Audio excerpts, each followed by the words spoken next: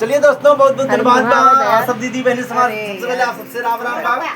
और हर मंगलवार कंटिन्यू हमारी माताएं मेरे साथ बनी रहती हैं। देखिए आरती पांडे भाभी जी आज बहुत दिन बाद फिर से आई हैं और क्या सुनाएंगी भाभी जी? नाथ जी सुनाएंगे भैया। आरती पांडे जी राधे राधे आपसे। राधे राधे भैया। तो सब भौजी समाज राम राम। अम्मा धन निरंकार।